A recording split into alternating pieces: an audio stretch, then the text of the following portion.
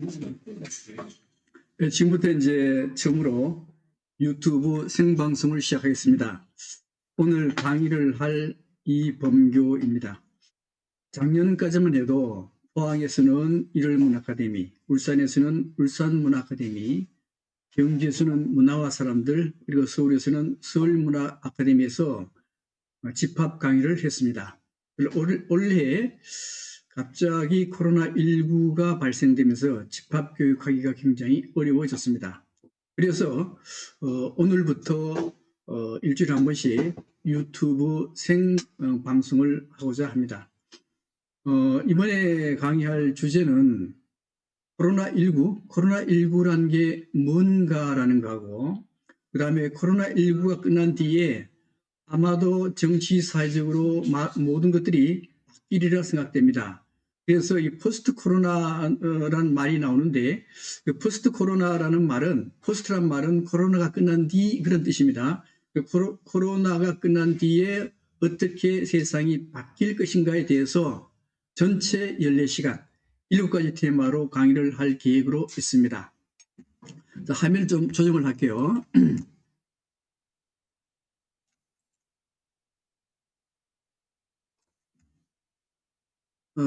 저 얼굴은 적게 하고, 그 다음에 강의 주제가 오도록 하겠습니다. 강의의 순서는, 첫 번째와 두 번째는 코로나19라는 게 뭔가, 또 코로나19가 우리 몸에 들어와서 어떤 반응을 일으키는가, 여기에 대한 강의가 되겠고요. 또 코로나19가 왜 발생했는가는 문제입니다. 그 바이러스에 의한 전염병이 자꾸만 발생하게 되는데, 아마도 이것은 지구가 인류에게 보내는 경고라고들 다 얘기합니다. 그 뜻은 무엇인가 하면은, 우리가 이제 성장이다, 개발이다 해가지고 길을 내고, 그 다음에 자동차를 굴리고, 비행기, 항공기, 기타 등등, 그런 것을 통해서 생태계가 파괴되고 있습니다. 생태계가 파괴되다 보니까 지구가 온난화, 지구가 따뜻해지게 되고, 그래서 학자들은 뭐라고 얘기하는가 하면, 과연 인류가 2100년까지 살아남을 수 있을까 이렇게 경고를 해요. 요새는 어떻게 얘기하는가 하면은 2100년이 아니고 2050년만 되어도 아마도 지구의 온도가 2도 정도 올라가게 되고, 2도 정도 올라가게 되면은 사람이 살아가는데 굉장히 어렵게 된다라고 얘기합니다. 그러니까 2050년부터 인류는 살기 어려운 지구가 된다는 뜻이죠. 아마도 코로나19라고 하는 것은 아마 지구의 경고라고 보는 겁니다. 그 다음에 사실 그 인류의 역사는 인간이 다 변화시켰다라고 얘기를 하지만은 실제는 전염병이 인류의 역사를 다 바꿨다라고 얘기합니다. 예를 들면은 지금부터 한 2500년 전에 아테네와 스파르타가 일으킨 그리스 문명이 굉장히 발전했지만은 이 아테네와 스파르타가 갈등을 겪으면서 전쟁을 하게 됩니다. 이때 여기에 장티푸스라고 하는 역병이 돌아가지고 아테네가 스파르타한테 지게 됩니다. 그래서 그리스 문명이 완전히 붕괴되게 되는데요. 역시 그리스 문명도 전염병에 의해서 붕괴됐다는 것이죠. 또 천연두 문제입니다. 지금까지 우리는 인류 역사에서 가장 큰 영향을 끼친 것은 흑사병, 즉 페스트라고 알고 있는데, 페스트나 흑사병은 대체로 인간을 한 6천만 명 정도를 죽게 만들었어요. 근데 천년들은요, 정확한 숫자는 아니지만은 3억에서 5억 명의 사람들이 천년뒤에서 죽었습니다. 그래서 인류 역사상 가장 인간을 괴롭힌 전염병은 천년두입니다. 그래서 천년두가 여러 제국을 멸망시키는데 그 첫 번째 멸망시킨 제국은 로마 제국입니다. 이 로마 제국이 멸망한 이유가 훈족이 로마로 쳐들어가거든요. 근데 훈족이 로마로 쳐들어갈 때, 훈족은 흉노족이죠. 그러니까 중국이죠.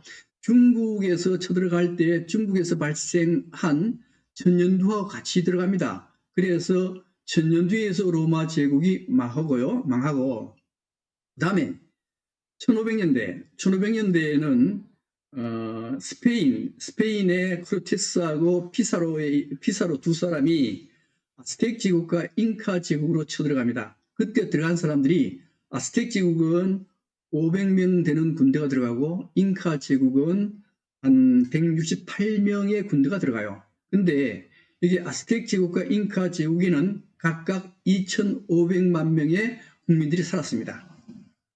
500명하고 168명이 2,500만 명하고 싸우는데 이때 싸움에서 스페인이 이기거든요.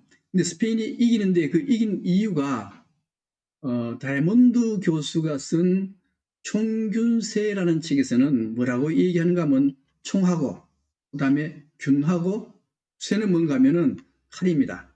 총칼균에 의해서 두 제국이 망했다라고 얘기하는데 실제 이제 총하고 칼에 의해서도 많이 죽어요. 그렇지만은 실제로 두 제국 5천만 명이 살고 있는 두 제국의 90%가 죽습니다. 100년도 안 돼서 다 90%가 죽는데 그때 죽을 때 병이 뭐였는가 하면 병으로 죽거든 대부분요. 이게 천년두였습니다. 그래서 천년두에 의해서 로마 제국도 멸망하고 아스텍 제국, 잉카 제국도 멸망하게 된 것이죠. 난 사실 유럽의 역사를 가장 크게 바꾼 것은 페스트입니다. 이 페스트인데 이 페스트 흑사병이죠. 이 흑사병은 14세기 때 일어납니다. 14세기 때 몽골군이 유럽으로 쳐들어가요. 그때 몽골군이 유럽으로 쳐들어갈 때 페스트하고 같이 가요. 페스트가 몽골군에 의해서 유럽에 유행하게 됩니다. 그래서 그 당시에 유럽 인구의 3분의 1이 페스트로 죽어버려요.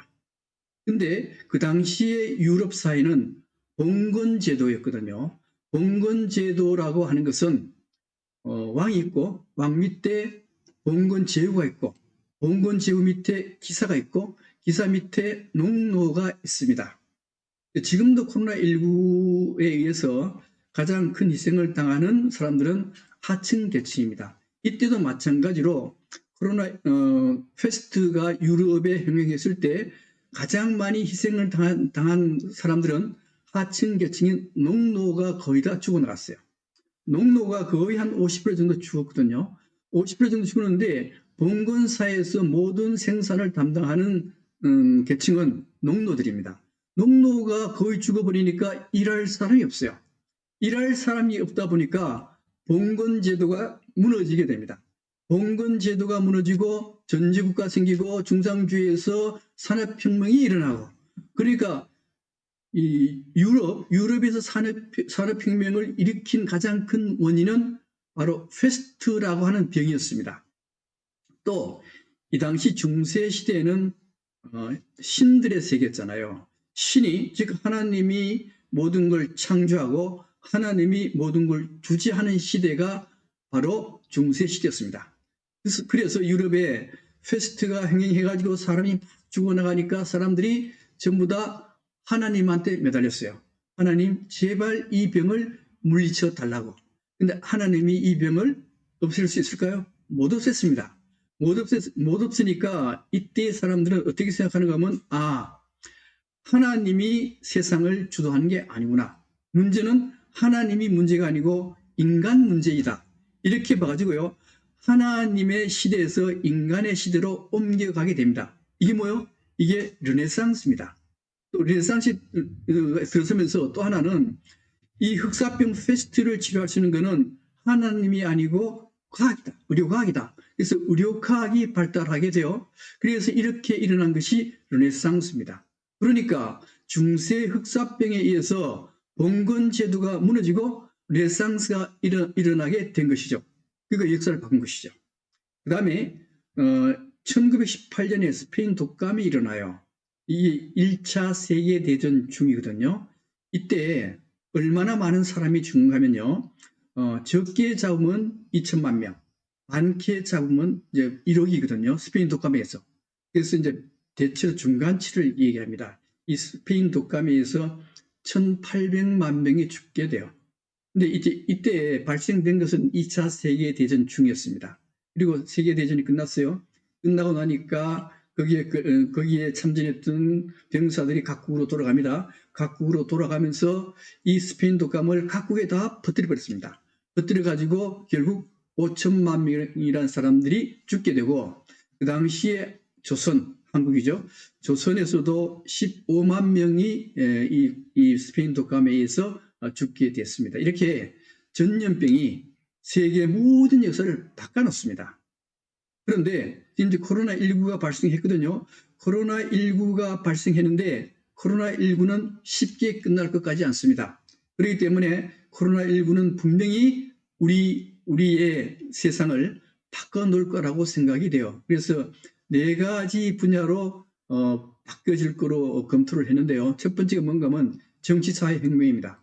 아마도 지금 우리의 세계는, 사실 유럽은 1968년도에 68혁명이 일어나면서요, 이게 권위주의 사회, 권력 중심주의 사회에서 평등 사회로 다 바뀌었습니다.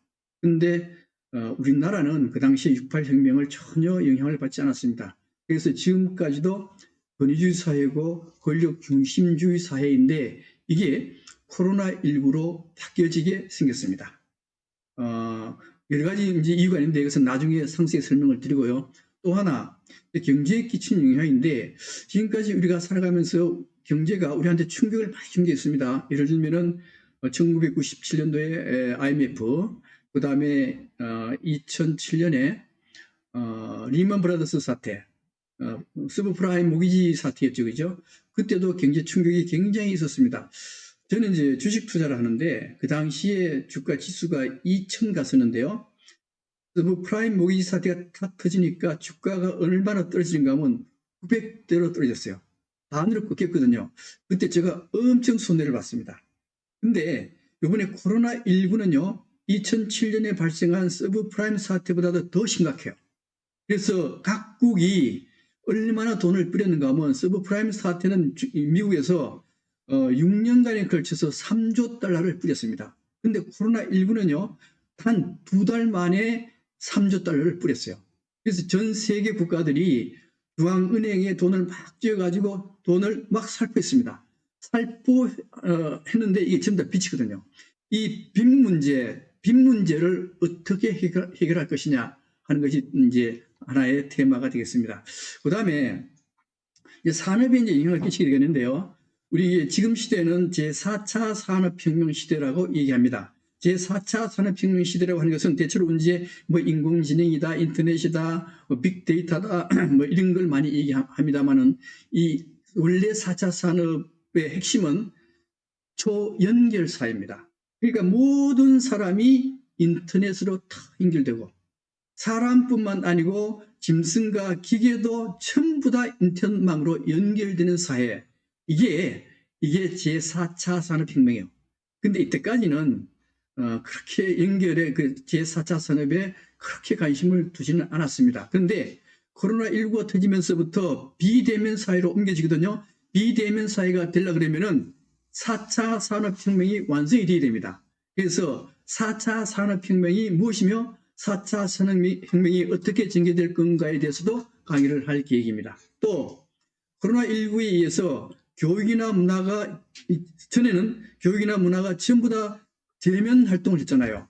그런데 코로나19가 터지면서 사람들이 모여서 강의를 한다든가 문화활동을 하는 것이 어렵게 됐습니다. 그렇다면 앞으로 교육 문화는 어떤 방향으로 전개될 것인가 하는 것도 하나의 강의 주제가 되겠습니다. 이렇게 해서 전체 7개 테마를 가지고 14번에 걸쳐서 강의를 일주일에 한 번씩 이어나가도록 하겠습니다. 오늘은 무슨 강의를 하는가 하면요, 코로나19라는 게 도대체 뭔가, 여기에 대해서 강의를 해 나가겠습니다.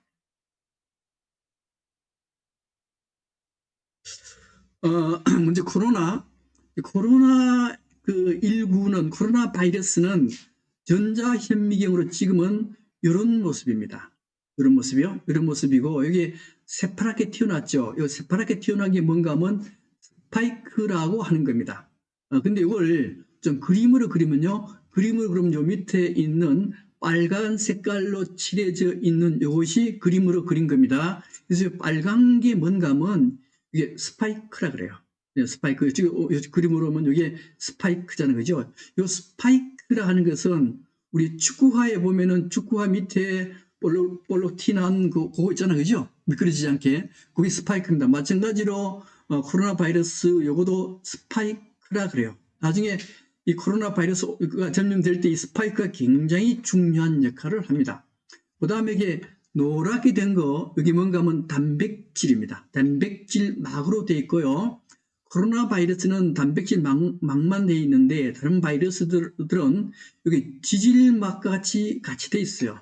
그래서 코로나 바이러스의 단백질 막이나 지질막은 비누로 씻으면요 금방 이게 해체돼 버립니다. 우리 기름방울이 있을 때, 이 기름방울이가 똑같은 거거든요. 기름방울이 있을 때 비누로 이렇게 씻어버리면은 금방 이게 없어지잖아요. 그죠? 그래서 비누로 자주 씻으라 이렇게도 얘기를 합니다. 그 다음에 대체로 이제 세균하고 바이러스하고 비교를 많이 해요. 비교를 해보는데 먼저 생긴 모양을 한번 볼까요? 좀 자세히 보면은 여기에 세균인데요. 세균은 여기에 섬모도 있고 맨 끝에, 그 다음에 여기에 세포막이 이렇게 되어 있습니다. 세포막이 이렇게 되어 있고 세포막 안에 여기에 유전자 물질이 있어요. 유전자 물질은 DNA라는 거하고 DNA 또는 RNA로 되어 있습니다. 그 다음에 여기 보면 리보솜이라는 게 있는데 이 리보솜은 단백질을 합성하는 그 조직이 바로 리보솜이 됩니다. 그런데 여기에 세균을 영어로 하면 박테리아입니다. 그 박테리아가 세균이에요. 이 박테리아는 물질 대사 혹은 신진 대사를 자발적으로 하는데 그 뜻은 뭔가 하면은 이 세균은 바깥에서 사람 몸에 안 살아도 돼요. 바깥에서 살면서 바깥에서 영양분을 흡수해서 소화를 시켜가지고 오줌도 누고 똥도 누고 이렇게 해요. 바깥에서 영양분을 흡수해서 자기가 스스로 살아갈 수 있는 게 박테리아 혹은 세균이 됩니다. 그래서 자립을 할 수 있어요. 근데 여기 있는 요거 바이러스, 요 바이러스는 절대로 바깥으로 자기 혼자서 영양분을 흡수를 못합니다. 그러니까 이 바이러스는 반드시 어디로 들어가야 되는가 하면은 동물이나 식물의 세포 안으로 들어가야 돼요. 자, 세포 안에 들어가가지고 예를 들면 이런 겁니다. 이게 세포라고 한다면은 좀 그림을 지우겠습니다. 자, 이게 세포입니다. 인간의 세포인데 세포에 바이러스가 이렇게 들어가가지고 여기에 단백질막에서 튀어나와요. 튀어나와가지고 인간에 있는 세포 안에 있는 영양분을 자기가 섭취를 해요. 기생하는 거죠. 섭취해가지고 여기서 번식을 시켜요. 번식을 시켜서 그 다음에 바이러스를 내보내게 되는 겁니다. 그러니까 바이러스라고 하는 것은 반드시 식물이나 동물의 세포 안에서만 살 수 있고 그 다음에 박테리아, 세균은 절대로 세포 안에서 못 삽니다. 지 혼자 스스로 살아야 돼요. 이런 차이점이 있고요. 그 다음에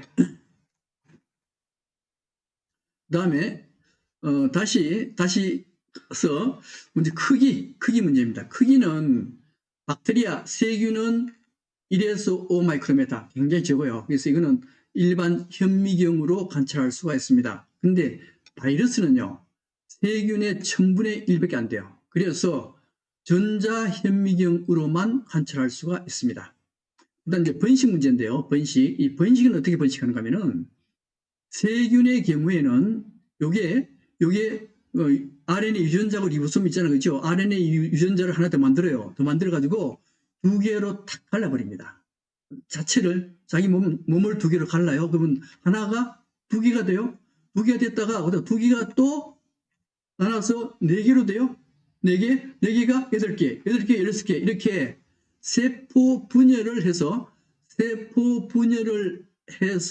번식을 시킵니다. 그 다음에 바이러스인데요. 이 바이러스는 세포 분열하는 게 아니고 요 바이러스가 식물이나 동물의 세포 안으로 들어가요. 세포 안으로 들어가서 요 RNA가 단백질 바깥으로 튀어나옵니다. 튀어나와 가지고 요 RNA를 그 세포 안에서 수십만 개, 수백만 개를 만들어내요. 껍질도 수십만 개, 수백만 개를 만들어내 가지고 세포 안에 합성을 시켜 가지고 다른 세포로 다시 옮겨갑니다. 그리고 그 세포는 죽여버려요. 죽여버리고 다른 세포로 옮겨가게 돼 있거든요. 이런 차이점이 있습니다. 그러니까 자립, 기생에서 다 생기는 거죠. 그 다음에 이 세균에서 이 세균이나 바이러스는 전부 다 병을 만드는 거거든요. 근데 세균은 무슨 병을 만드는가 하면은 흑사병, 폐렴, 결핵, 콜레라, 장디푸스, 탄저병 이런 병들은 박테리아에 의해서 병이 생깁니다.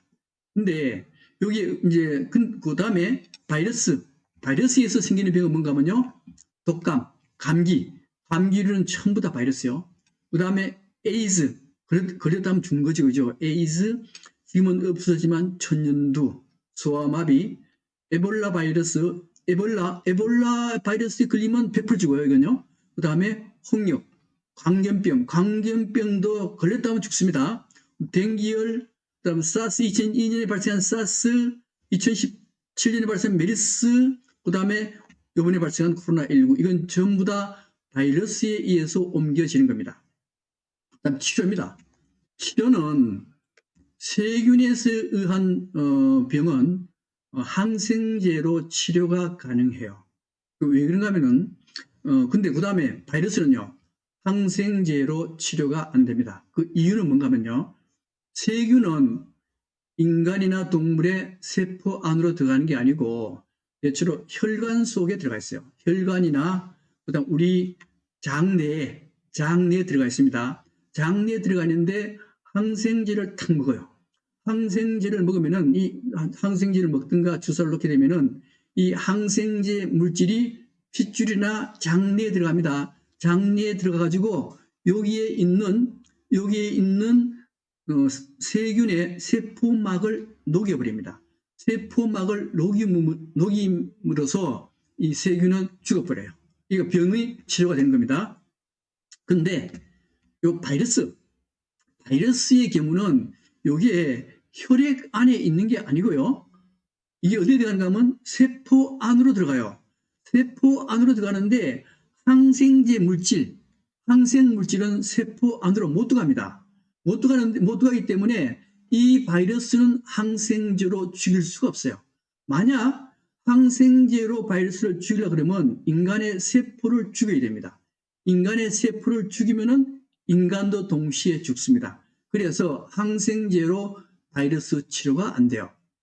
그다음에 그래서 이제 흑사병 같은 경우에는 항생제가 있기 때문에 흑사병도 지금 있거든요. 중국 가면 흑사병 있죠, 그죠? 특히 몽골 지역 가면 흑사병이 풍토병이 있습니다. 그래서 몽골에 놀러 갔다가 흑사병 딱 걸리잖아요. 걸리면은 2일 이내에 항생제를 먹거나 주사를 맞으면 낫습니다.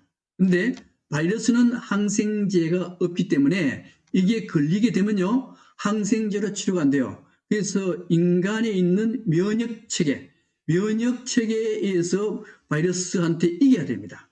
근데 여기 백신 문제입니다. 사실 이 백신 문제인데 지금까지 백신을 많이 만들려고 그랬는데 여기서 백신이 완전히 성공한 게 하나 있습니다. 이게 뭔가 하면요. 천연두입니다. 이 사실 인간을 가장 괴롭혔던 전염병이 천연두였는데 이 천연두 백신을 영국 사람이 만들어요. 그래서 지금은 천연두에 걸린 사람 하나도 없습니다. 1980년에 후가 이제는 천연두란 병이 완전히 사라졌다. 이렇게 선언을 했거든요.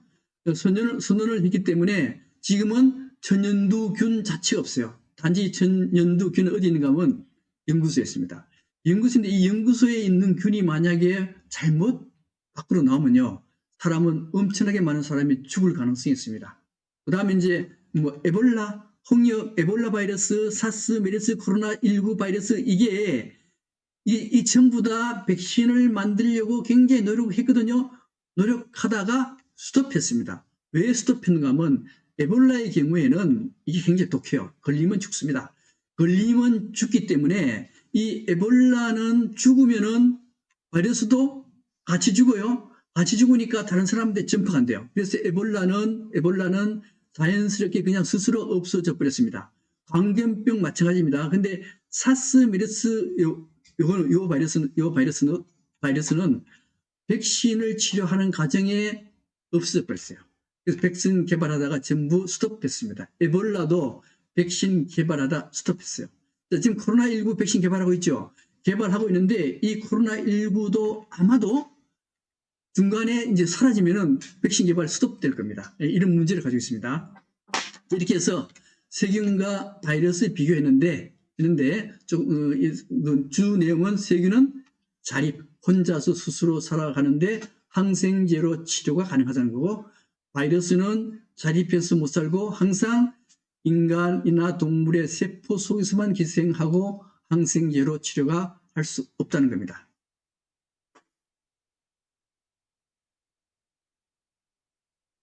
그다음 코로나 바이러스 원입니다. 원인데 원래 바이러스는 라틴어의 비루스에서 왔어요. 그래서 뭐 영어 발음도 비루스입니다.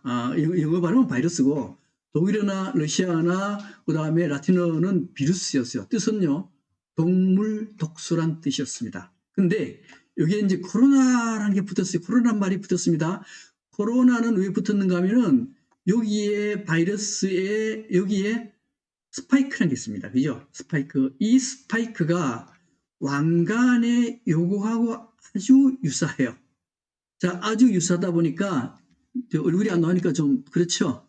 그래서 얼굴을 한번 띄우겠습니다.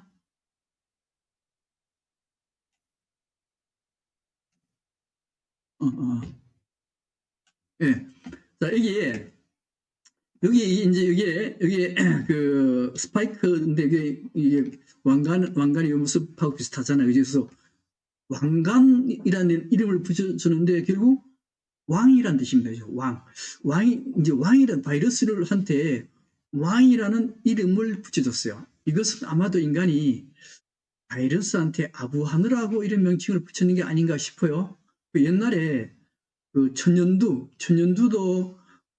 우리나라에 이름을 붙일 때 호한 마마란 게 왕이거든요.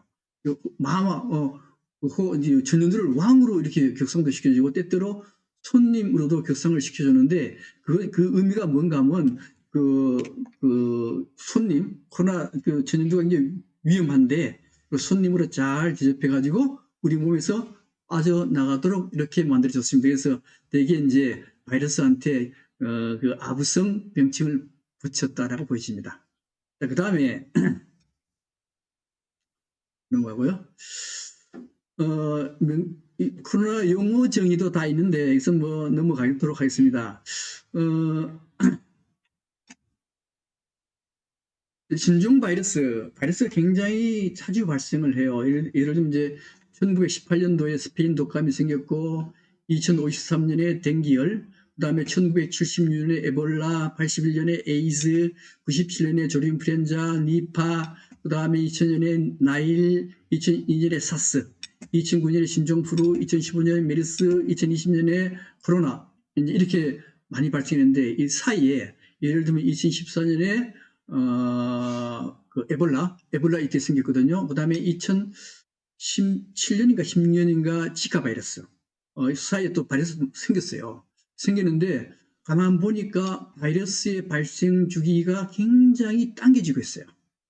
당겨지고 있습니다. 이 당겨진다는 의미가 뭔가 하면은 이 지구 환경이 점점 나빠지기 때문에 바이러스가 살 수 있는 곳으로 찾아 나서게 되는 겁니다. 그래서 인간 사회로 들어오게 된 거거든요.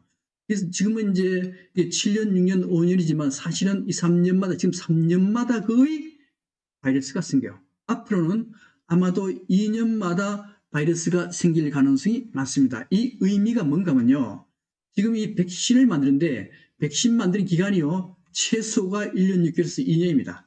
그러면 2년마다 한 번 바이러스가 나오면요, 백신 개발하자마자 또 다른 바이러스가 나와요.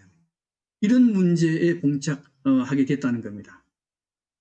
근데 이제 인간과 바이러스와 관계를 조금 말씀드릴게요. 되게 지구가 언제 만들어지는가 하면 46억만 년 전에 지구가 만들어져요. 그리고 이게 세포가 이제 원시 세포가 이렇게 발생하는데 가정 설명을 생략하겠습니다. 여기 원시 세포가 대체로 언제 만들어지는가 하면 38억 년 전에 원시 세포가 만들어지게 됩니다. 원시 세포에 의해서 뭐가 만들어진가 하면요, 바이러스가 만들어져요. 그러니까 바이러스는 대체로 아마 30억 년 전에 이미 바이러스가 만들어졌다고 학자들은 얘기하고 있습니다. 그리고 이 바이러스는 이게 모든 생명체에 다 바이러스가 들어가 있어요. 그래서 어떤 학자는 바이러스 무게를 다 재봤어요. 무게를 재봤더니만 현재 인간이 76억 명인데 76억 명의 총 중량의 3배나 돼요. 또 1인당 가지고 있는 바이러스 수인데요. 인간의 세포 수가 얼마인가 하면은 여기 인간 1kg의 세포가 1조 있다라고 합니다. 그럼 60kg이면은 60조의 세포가 있어요. 근데 이 1인당 가지고 있는 바이러스 수가 얼마나 되는가 하면요, 3,000조나 됩니다.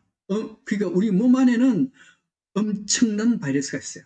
그래서 이 바이러스는 결국 인간의 삶과 몸을 구성을 합니다. 예를 들면 사람은 매일 바이러스를 마시고 그 다음에 배출하고 마시고 배출하고요. 그래서 우리 몸속에 90가지의 바이러스가 있습니다. 근데 만약에 우리 몸속에 바이러스가 세균이나 바이러스가 없으면 좋을 것 같죠? 그렇지 않다는 거예요. 우리 몸속에 세균 주로 어디있는가 하면요, 장 안에 세균이 굉장히 많이 있습니다. 또 그 부분의 세포에 바이러스가 엄청나게 많아요. 바이러스가 있게 되면은 우리 안에 면역 세포가 만들어집니다. 그 면역 세포라는 게 뭐 대식 세포, T 세포, B 세포 이런 것들이 있거든요. 이게 바이러스나 세균이 없으면요, 면역 세포를 못 만들어요. 면역 세포에서 면역계가 다 무너집니다. 그러면은 조그만 병이 들어와도 인간은 그걸 방어하지 못하고 병에 걸려서 죽게 되거든요. 그래서 잉카 제국이나 아스텍 제국에서 바이러스 균이 없어가지고 항체를 면역 세포를 못 만들었잖아요, 그죠? 그래서 다 죽게 되는 겁니다. 그러니까 바이러스는 반드시 우리 몸 안에 있어야 된다는 거죠. 그래서 이 바이러스가 우리 몸 안에 있으면서 우리 유전체 DNA에도 작용해가지고 우리 DNA의 45%가 바이러스에서 유래됐다 그럽니다. 근데 이제 이건 좀 다른 얘기인데요. 1999년에 매트릭스라는 영화가 만들어졌습니다. 이 매트릭스라는 영화가 작년에 다시 리메이크 돼가지고 다시 방영됐어요. 이게 3부작으로 6시간 동안 방영돼요. 근데 6시간 동안 내용이, 주 내용이 뭔가 하면 인공지능 인간하고 싸우는 과정입니다. 싸우는 걸 영화화한 거예요. 근데 인공지능이 인간 보고 뭐라고 얘기하는가 하면 인간은 인간을 포유류라 그러지만은 포유류가 아니다. 왜 아니냐? 인간은 항상 자기가 살아가면서 자기의 환경을 완전히 더럽힌다. 인간이 살았던 곳은 다른 것들이 못 살 정도로 지구 환경을 다 더럽힌다는 거예요. 근데 포유류는요, 절대 자기 주위 환경을 더럽히지 않는다는 겁니다. 예를 들면은 멧돼지가 자기가 살면서 그 환경을 더럽히느냐? 아니요.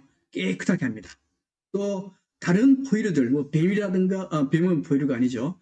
그래서 뭐 토끼라든가 호랑이라든가 사자라든가 뭐 이런 포유류들이 살면서 자기가 사는 환경을 굉장히 깨끗하게 관리해요. 근데 인간만은 자기 환경을 다 죽여버립니다. 그래서 인간은 포유류가 아니고 바이러스라는 거예요. 바이러스는 자기가 살았던 세포를 죽이고 다른 데로 이동합니다. 근데 인간도 똑같이 자기가 살았던 환경을 다 더럽혀놓고 다른 데로 이동하니까 인간은 포유류가 아니고 바이러스다 이렇게 얘기합니다.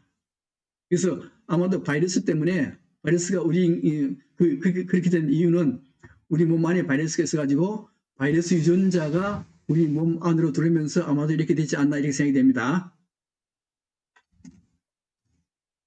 그 다음에 이 좀 서툴러 가지고 네. 그다음에 전염성 바이러스가 인간에게 어떻게 전파되는가를 보겠습니다. 여기에 신종플루라는 것, 얼마 전에 신종플루가 굉장히 우리나라에도 유행했잖아요. 이 신종플루가 어떻게 인간에게 전염되는가 하는 겁니다. 먼저 조류, 새가 감기가 들었어요. 감기가 들면은 여기에 조류 바이러스가 가지고 있잖아요. 그죠? 근데 새가 돼지 우리에 놀러 왔습니다. 놀러 와가지고 이 조류 바이러스를 돼지 바이러스한테 옮겨줬어요. 돼지한테 조류 바이러스를 옮겨줬습니다. 그 다음에 인간은 돼지한테 주골지로 와가지고 인간이 가지고 있는 바이러스를 돼지한테 넘겨줬어요. 또 돼지는 스스로 돼지 바이러스를 가지고 있습니다. 그래서 돼지는 조류 바이러스와 돼지 바이러스와 인간 바이러스가 이 돼지 세포 안에서 돌연변이를 일으켜가지고 신종플루 바이러스를 만드는 겁니다. 그 신종플루 바이러스가 인간에게 옮겨가고 다시 인간 간에 이제 전염병이 전파됨으로써 신종플루가 세계적으로 유행했던 것이죠. 이렇게 바이러스는 항상 이런 과정을 밟아서 인간에게 넘어와요. 이건 넘어가고요. 그 다음에 그러니까 우리가 병을 옮는 이 바이러스 병균은 대체로 어디서 오는가 하면요. 야생동물이나 우리가 기르는 짐승한테서 이런 것들이 넘어오게 되는 겁니다. 그래서 얼마나 이걸 가지고 뭐라는가 하면 인수공통 전염병이라고 그래요. 그건 뭔가 하면 사람과 동물이 동시에 옮겨지는, 동시에 같이 전염되는 병이란 뜻입니다. 그런 병이 얼마나 되느냐? 약 300종이 됩니다. 300종인데 개한테도 있어요. 개는 가까이 가면 안 됩니다. 수한테도 50종이 있습니다. 양의 46종, 돼지 42종, 그 다음에 말 32종, 그 다음에 쥐도 있고, 그 다음에 기타 등등. 그래서 동물에 의해서 바이러스가 거의 다가 옮겨지게 되는 겁니다. 그 중에 이제 코로나 바이러스 전염 경로인데요. 여기 보면 먼저 자연숙주라는 게 있어요. 자연숙주라는 게 있는데 이 자연숙주는 되게 박쥐입니다. 박쥐한테서부터 바이러스가 어디로 전달되는가 하면은 여기에 천산갑이라고 하는 동물, 이 동물에 박쥐가 옮겨가서 여기서 돌연변이가 생겨서 인간한테로 전파되는데 이게 코로나19입니다. 그 다음에 박쥐에서 낙타로 바이러스가 옮겨져 가지고 또 돌연변이가 생겨서 인간한테 오면은 이게 메르스입니다. 그 다음에 박쥐에서 사양고양이로 넘어와서 사양고양이에 돌연변이가 생겨서 인간으로 넘어오면은 이게 사스, 2002년에 발생했던 사스가 되는 겁니다. 그러니까 항상 동물로부터 전염이 돼요. 그러면 박쥐에서부터 바로 인간으로 전염되는 건 아닌가 이런 문제가 생깁니다. 자, 그거 보면은 거기에 대한 논문이 하나 있는데요. 그 내용 보면 이렇습니다. 이게 중국이죠, 그죠? 네, 중국의 윈난성 지寧이라는 곳에 이 밑에 박쥐가 동굴에 굉장히 밀집해서 서식을 합니다. 그 다음 우한, 이번에 이제 코로나19가 발생한 우한이죠. 자, 이 우한에는 박쥐가 별로 없어요. 그래서 두 군데에 항체를 조사를 했습니다. 조사해 보니까 어떤 결과가 나는가 하면은 지寧시에는 박쥐에 의해서 병이 생겼던 사람들이 218명 중에서 6명이 생겼습니다. 그러니까 3명이 박쥐에 의해서 바이러스가 전염된 겁니다. 근데 우한은 박쥐가 없거든요. 우한은 없었어요. 그래서 이 논문에 의하면은 박쥐에 의해서 중간 숙주를 거치지 않고 인간에게도 바이러스가 옮겨질 수 있다라고 보는 겁니다. 넘어갈게요. 그 다음 박쥐 문제입니다. 이제 제일 중요한 게 모든 바이러스는 거의 대부분의 바이러스는 박쥐부터 왔잖아요. 박쥐부터 왔는데 그럼 박쥐의 특성을 보겠습니다. 박쥐인데 이게 쥐처럼 생겼지, 그죠? 쥐처럼 생겼다 그래가지고 박쥐라 그러는데 그럼 박은 어디서 왔냐? 박은 조선시대 사람들은 박을 뭐라는가 하면 밝다. 뭐가 밝으냐? 박쥐의 눈이 밝다라 해서 박쥐를 붙였는데 실제 박쥐는 눈으로 제대로 못 봐요. 이 주파수에 의해서 이제 보는 거거든요. 그래서 실제는 안 밝아요. 그래서 그래서 이제 나중에 뭐라 얘기하는가 하면 요 박쥐의 이쪽 부분에 이제 붉은 점이 있어요. 붉은 색깔이 있습니다. 그래서 이게 박이 붉다는 뜻입니다. 그래서 붉은 쥐 이런 뜻입니다. 그리고 여기에 이제 박쥐는 포유류거든요. 포유류라는 게 젖을 먹고 자라는 게 포유류잖아요. 근데 포유류이면서 포유류 중에서 유일하게 날아다니는 게 박쥐입니다. 박쥐인데 이 박쥐는요 종류도 굉장히 많고 종류도 한 137종이 되고 그 다음에 사람한테 옮길 수 있는 바이러스를 얼마나 가지고 있느냐 61종이나 가지고 있어요. 또 박쥐가 또 왜 인간한테 그렇게 전파가 잘 되느냐 하는 문제인데요. 이 박쥐 수에 있습니다. 박쥐는 얼마나 많이 있는가 하면은 이제 박쥐 포유류 수가 전체가 5천여 종이요. 5천여 종의 포유류 중에 설치류가 50%입니다. 이 설치류라는 게 뭔가 하면은 여기에 쥐와 같은 거요. 쥐, 두더지, 다람쥐 이런 것들이 설치류입니다. 요게 전체 포유류의 50%.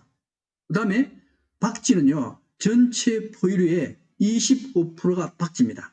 근데 우리는 사실 박쥐가 엄청나게 많은데도 불구하고 박쥐 잘 못 보잖아요. 그죠? 왜 못 보는가 하면 이 박쥐의 중심 서식처가 어딘가 하면 열대지역이에요. 열대지이다 보니까 우리는 잘 못 봅니다. 못 봐요. 그 다음에 박쥐 특성인데 박쥐는 그러니까 박쥐나 설치류는 항상 바이러스를 가지고 있으면서 왜 안 아프냐 하는 겁니다. 박쥐는 절대로 바이러스에 의해서 죽지 않습니다. 그래서 항상 박쥐 몸에는 바이러스하고 같이 살아요. 이렇게 되어 있습니다. 자, 박쥐 면역 체계인데요. 원래 박쥐가 만약에 3천만 년 전에 박쥐가 생겼다 그러면 여기에 바이러스가 들어갔어요. 바이러스가 들어가지고 처음에는 박쥐를 죽입니다. 박쥐를 죽이는데 박쥐를 죽이면은 바이러스가 살 곳이 없네. 살 곳이 없으니까 바이러스를 죽이면 안 돼요. 바이러스를 죽이지 않고 바이러스가 자기의 독성을 약화시킵니다. 코로나19도 마찬가지예요. 코로나19도 처음 발생됐을 때는 사람이 막 죽어나가요. 여기에 코로나19가 사람한테 전파되고 또 전파되고 하는 과정에서 바이러스가 진화돼가지고 여기 독성이 약화된다는 겁니다. 지금은요, 사람들이 코로나19에 많이 걸려도 처음처럼 그렇게 많이 죽지 않습니다. 마찬가지로 바이러스가 박쥐 안에 들어가가지고 자기도 살아야 되겠다고요. 살아야 되니까 박쥐를 괴롭히지 않고 살아가는 방법으로 진화하게 되는 겁니다. 그래서 박쥐와 바이러스는 공존하도록 되어 있고 또 바이러스 자체도 살아가면서 자꾸만 박쥐 자체도 바이러스가 들어와서 자기를 괴롭히니까 거기에 대해서 항바이러스 물질을 만들어요. 이 인터페론이라 그럽니다. 그 인터페론을 만들어 가지고 이 바이러스에 저항할 수 있는 그런 체제로 되어 있다는 거죠. 그래서 바이러스는 하고 박쥐는 서로 공존하는 체제이기 때문에 바이러스가 박쥐에 들어가도 박쥐는 바이러스 때문에 죽거나 아프거나 이런 일이 없습니다. 그래서 이걸 뭐라고 얘기하는가 하면 인간은 바이러스를 없앨 수 있느냐? 절대 못 없습니다. 어쩔 수 없이 바이러스하고 같이 살아가야 돼요. 살아가야 되니까 바이러스에 저항할 수 있는 인터페론을 자꾸만 만들고 면역 체계를 강하게 해야 된다는 겁니다. 자, 박쥐 서식지인데요. 이 박쥐 서식지가 옛날에는 이 열대 지역만 있었는데요. 지구 온도 올라갔잖아요. 온도 올라가다 보니까 지금 박쥐는 남극과 북극만 제외하고 전체가 박쥐에 다 서식합니다.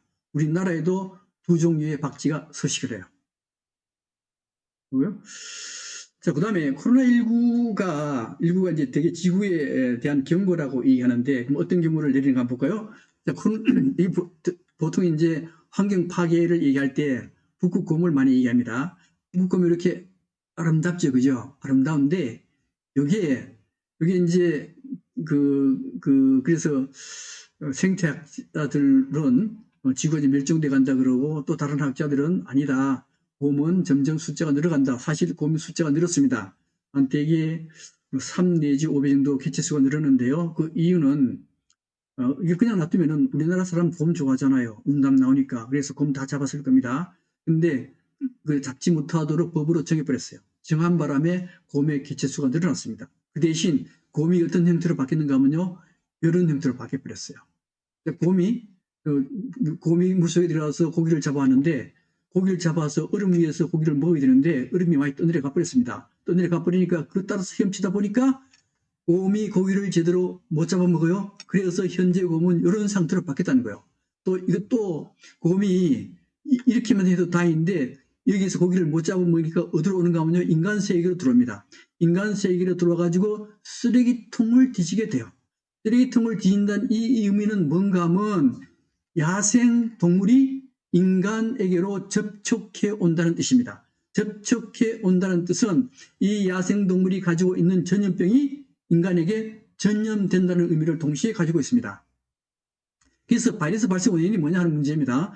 바이러스 발생 원인은 인간이 자연 생태계를 파괴했기 때문에 그렇습니다. 생태계 파괴의 가장 큰 원인은 뭔가 하면요. 지구 온난화입니다. 근데 우리 지구 온난화 하면은 왜 지구가 따뜻해지냐? 그러면은 전부 다 생각하는 게 뭡니까? 공장 세워서 이산화탄소를 늘리고 그 다음에 자동차를 많이 생산해서 자동차에서 가스가 나오고 또 비행기가 엄청나게 많이 다니니까 그 다음에 또 거기서 가스 나오고 우리는 이런 것만 생각하는데요. 사실은 지구온난화의 주 원인 중에 가장 큰 원인 중에 하나가 육류산업이라고 하는 겁니다. 그 중에 대책임질하는 짐승, 소고기, 소, 양, 그 다음에 염소 이런 것들, 특히 소가 제일 중요해요. 소 때문에 얼마나 많은 이건 이산화탄소가 아니고 메탄가스입니다. 메탄가스인데 이 소에 의해서 나오는 메탄가스가 자동차에서 나오는 가스보다 더 많다는 겁니다. 그러니까 지구온난화를 방지하는 것은 공장에서도 발생을 적혀야 되고 자동차에서도 발생을 적혀야 되지만은 소고기를 먹지 말아야 됩니다. 그러니까 저도 고기 되게 좋아하는데 고기 먹으면요 지구가 따뜻해져요. 또 아까처럼 이게 온도가 올라가니까 동물들이 살 곳이 없어요. 그러니까 인간 세계로 아까 곰봤죠, 그죠? 인간 세계로 넘어옵니다. 넘어오면서 인간과 접촉하면서 그 바이러스가 옮겨지게 되고요. 또 뭐 이게 그 온난화 때문에 불도 나고 호주나 그다음에 그 캘리포니아 불 많이 나가지고 동물 다 죽어버리잖아요. 죽어버리면 바이러스가 안 보니까 살 데가 없어.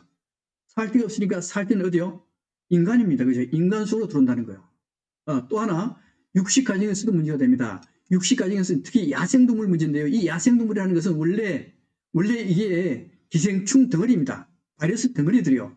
사람도 60년대에는요 벌레 덩어리였잖아요. 그죠? 머리에 막 하얗게 이가 있고 그다음에 여기 몸에도 이가 얼마나 많았습니까? 이게 이도 많았고 그다음에 입만 있습니까? 벼룩이 빈 데도 있고 그다음에 몸 안에서도 기생충, 해충, 천충 다 있었잖아요. 그죠? 그래서 사람도 기생충 덩어리였는데 야생동물은 말할 것도 없습니다. 야생동물 전체가 바이러스 기생충 덩어리라 봐도 됩니다. 동물도 마찬가지예요. 그래서 이런 동물하고 가까이 있으면 안 돼요. 근데 사람들은 야생동물 잡아먹는 걸 취미로 생각하는 사람들이 있습니다. 이 사람들에 의해서 사실 바이러스가 많이 옮겨지거든요. 예를 들면 이제 그래서 이 바이러스 생태계 파손에 의해서 바이러스가 인간 몸으로 들어왔습니다. 인간 몸으로 들어왔는데 옛날 같으면은 그 사람만 앓고 그 동네 사람만 전염병이 앓을 텐데 지금은 어떻게 됐어요? 세계화가 됐습니다. 그래서 세계화 돼가지고 우한에서 코로나19가 발생되면은 이틀 뒤에 유럽에도 발생되고 유럽에도 발생되고 한국에도 바이러스가 발생돼요. 이렇게 세계화가 바이러스가 횡행하는 코로나19가 유행하는 가장 큰 이유입니다. 또 하나가 도시화입니다. 우리나라 인구의 80% 이상이 전부 도시에 살아요. 중국도 60% 이상입니다. 전 세계가 50%, 전 세계 인구의 50% 이상은 전부 도시에 삽니다. 도시에 산다는 의미는 밀집 생활이거든요. 밀집 생활하면은 바이러스가 굉장히 빨리 전파돼요. 예를 들면 이제 우리 처음에 바이러스 전파됐을 때 대구잖아요. 그죠? 대구 도시입니다. 도시 중에 신천지라는 교회가 다닥다닥 붙여 앉아서 예배 보다가 그러면 이게 바이러스가 널리 전파됐거든요. 지금은요. 서울이나 경기 중심으로 바이러스가 전파됩니다. 서울이나 경기 중심이 도시 밀집 지역이요. 부산도 발생되죠. 그죠? 도시화라고 하는 것은 바로 바이러스가 빨리 전파될 가능성을 굉장히 많이 가지고 있습니다. 그 다음에 자본화입니다. 자본주의 시대가 되면 어떻게 되는가 하면은, 이게 모든 것이 돈으로 결정돼요. 돈 없는 사람은 굉장히 취약하게 됩니다. 한 예로 흑인이나 미국의 하층계층이 코로나19에서 가장 많이 희생되죠. 그죠? 그 이유가 뭔가 하면요. 자본주의 때문에 그렇다는 겁니다. 그 다음에 윤역 같은 경우. 윤역이 처음 코로나19 발생했을 때 가장 큰 피해를 당한 게 윤역이요. 윤역은 세계화, 도시화, 자본화에 가장 잘 발달된 도시거든요. 그래서 세계 뉴욕 같은 경우는요. 하루에 비행기가 3,000대씩 뜬대요. 그다음에 매년 6천만 명이 방문합니다. 세계화죠. 또 뉴욕의 인구 밀도가 굉장히 높습니다. 또 자본화가 돼가지고 이 하층계층 의료보험 혜택을 못 받습니다. 그러다 보니까 뉴욕이 가장 큰 피해를 당했던 거죠. 넘어가고. 그 다음에 인간의 육식 과정입니다. 빨리 해서 끝내겠습니다. 인간의 육식 과정에서 가장 문제가 됐던 것은 박쥐입니다. 박쥐에서 그 다음에 천상갑을 통해서 그 다음에 인간으로 전파되고 낙타에서 또 인간 전파되고 사양고양이에서 인간으로 전파되는데 문제는 박쥐 문제를 보겠습니다. 박쥐인데요. 박쥐는 이게 한문으로 우리말로 복자입니다. 복자인데 이게 중국어의 복을 뜻하는 우리말은 복이고 중국어로 읽으면 푸거든요. 이 박쥐도 우리가 부를 때는 복이고 중국 사람은 푸로 읽어요. 그래서 박쥐가 복과 같은 거네. 그러니까 박쥐를 끓여서 먹으면은 복이 들어오겠다. 그래서 중국 사람들은요 박쥐 먹는 걸 굉장히 즐겨합니다. 즐겨하다 보면은 박쥐 먹다가 먹을래요? 박쥐 먹다가 박쥐에서 쥐쭉 옮기기도 한다 그랬잖아요. 그죠? 바이러스에 걸릴 수 있다는 거죠. 자, 그 다음에 천상갑 문제입니다. 자, 이 천상갑 문제인데 이 천상갑이라고 하는 것은 이게 중국 사람들이 이거 보신용으로 이거 먹으면 정력이 좋아진대. 그래서 이게 중국 사람들이 이 천상갑을 왕창 잡아다가 지금 굽고 있어요. 이제 굽고 먹고 또 하나는 이게 천상갑이라는 게 뭔가 하는 건데요. 이 천상갑은 이렇게 생겼어요. 근데 두 종류가 있어요. 이게 열대 지역은 털로 덮여 쌓여 있고 온대 지역 중국은 비늘로 덮여 쌓여 있습니다. 근데 여기에 원 이름은 개미핥기입니다. 개미핥기인데 중국은 이제 이렇게 비늘로 덮여 쌓여 있는 거예요. 근데 문제는 이 비늘이 정력에 그렇게 좋대요. 그래서 중국 사람들은 이 비늘을 손으로 뺏겨가지고 이렇게 만들어가지고 아주 높은 가격으로 팔아먹습니다. 그러니까 근데 이 비늘의 성분을 잘 조사해 보니까 이게 전부 다 손톱하고 성질이 같아요. 손톱하고 성질이 같으니까 그 손톱에 뭐가 있다는 겁니까? 정력제가 들어있다는 거거든요. 그래서 여러분들도 손톱이나 발톱을 깎아가지고 버릴 게 아니고 그걸 폭 따려서 먹으면은 정력이 그렇게 좋다 그럽니다. 근데 중국 사람들이 이제 그것 때문에 이 천상갑을 그렇게 먹다가 비닐 뺏겨 먹다가 바이러스가 인간한테 넘어왔다는 겁니다. 또 하나 사양고양이입니다. 사양고양이인데 이 사양고양이를 인도네시아 말로 하면 루악이 됩니다. 루악인데 우리 루악 커피 많이 들어보셨죠?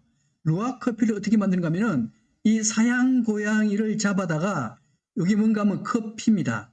커피를 먹여요. 커피를 먹이면은 요 사양고양이가 커피를 소화시키는데 껍질하고 과육은 소화시키고 원두는 소화가 안 돼가지고 그냥 똥으로 섞여서 나옵니다. 이렇게 똥으로 섞여 나오면은 사람들이 여기에서 똥에서 원두만 골라다가 커피로 팔아먹는 거예요. 그래서 지금까지 커피 중에 가장 비싼 커피가 뭔가 하면요, 루아 커피입니다. 얼마나 비싸냐? 한 잔에 5만 원씩 가요. 싸도 1만 원씩 갑니다. 그리고 이 원두커피 40에서 50g 정도 되면요, 50g, 원두커피 50g에 40만 원에서 70만 원까지 가요.